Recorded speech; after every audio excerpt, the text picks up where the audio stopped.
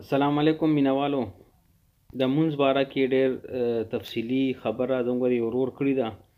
ما دا ویډیو کته ډېر زیاته مې خوښه شوه چې خپل ملګرو سره شیر کړم چې زه د مونځ څومره اهمیت دی او د مونځ څومره فایدې دي.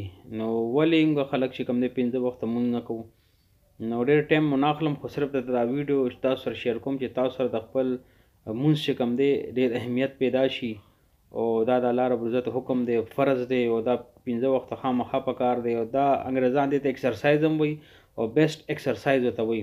تاسو ته د مونځ باره کې چوګه چې ساینسدانان اوس په دې خبر باندې راغه چېرې دا تاسو چې کوم مونځ کوئ دا ډېر بیسټ ایکسرسایز دی.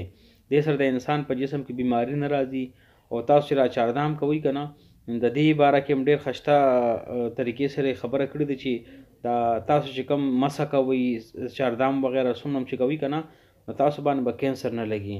نو زیاتر په یورپ کې چې کوم مریضان دي دغه څیز د مبتلا دي چې نان مسلم دي، نو دعا ته وکړئ چې الله پاک ورته ایمان نصیب کړي او زموږ د مونځ اهمیت وګورئ چې د بیان کې تاسو وګورئ، تاسو ته به اندازه لګي چې زموږ د مونځ څومره اهمیت دی او څومره فایدې دي.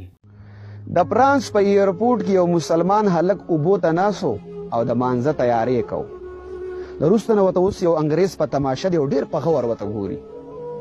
کله چې د مسلمان هلک دا چردام ختم کو، نو دغه ځای نه راپاڅېدو، یو سیټ ته لاړو او په مانځه ودرېدو. کله چې د مونځ نه فارغ شو راپاڅېدو، نو دغه انګریز د دغه مسلمان هلک خواله ورغلو او پوښتنه یې ترې وکړه چې ستاسو په ملک کې څومره پاګلخانې دي. دغه هلک خو اول ډېر زیات حیرانه شو او د هغې نه بعد یې د انګریز ته وویل چې ما ته خو د تعداد پته نشته، خو زموږ په ملک کې ډېرې زیاتې کمې پاګلخانې دي. بیا دغه مسلمان هلک د انګریز ته وویل چې تا ولې زما نه دا پوښتنه وکړه؟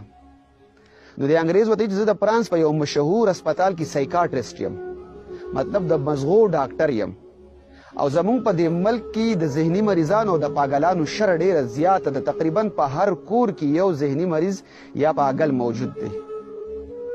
نو زما ژوند په دې تحقیق کې تیر شو چې زمونږ په دې ملک کې د پاګلانو دا شره ولې زیاته ده او د دې نه به مونږ ځان څنګه بچ کوو.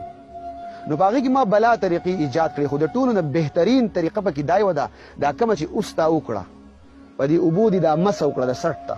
بیا ورته دې ډاکټر وایي چې مونږ خو روزانه مخ هم وینځو 2-3 ځله، لاسونه هم په ورځ کې 2-3 ځله وینځو، خپې هم وینځو، خو زمونږ نه د سټ دا رګونه وچ پاتې کېږي. نو د دغې وجې نه دغه رګونه سخت شي او بیا په دې کې د وینې چلن کم شي. نو د دې وجې نه مزغو ته وینه کمه پاس کېږي او د انسان ته د مزغو د خرابېدو خطرې. او بیا دغه ډاکټر دې هلک ته وویل چې کله ته سایډ ته لاړې او تا دا ایکسرسایز شروع کو، مونځ یې ورته یادو. نو دا د دنیا د ټولو نه بهترین ایکسرسایز دی. وایي چې د فیزیوتراپي ماهرینو مطابق کله چې تو ډېر زیات هارډ ورزش کې، نو د هغې تا ته هېڅ څه فایده نه رسي. آیا تو یو ورزش داسې کړي چې هغه تو مسلسل نه کړي، مطلب روزانه یې نه کړي، نو د هغې ورزش هم څه فایده نشته. او دا تا چې کوم هلکا پلکا ورزش په کومه طریقه وکړو، نو دا د دنیا د ټولو نه بهترین ورزش دی. نو ملګرو، الله پاک موږ ته د عبادت په شکل کې ډېر ښایسته علاجونه رالیږلي دي، خو د افسوس خبره دا ده چې موږ اوس هم د انګریز په طریقه باندې ورزش کوو، خپل عبادت هم پرېښی دی او په دې ځان له تسلي ورکوو چې د دغې سره به موږ صحتمند یو، زموږ وجود به ورسره ښیي. نو ملګرو، کم عمل چې موږ ته د نن نه 1400 کاله مخکې موږ ته خپل خوږ نبي حضرت محمد صلی الله علیه و آله وسلم ښودلی دی، هغه انګریزان نن ایجاد کوي.